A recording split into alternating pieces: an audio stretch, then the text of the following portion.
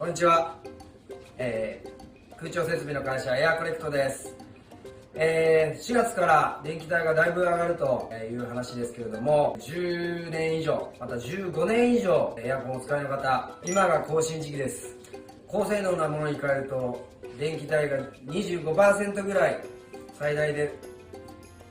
できると思いますんでぜひご相談してくださいよ。よー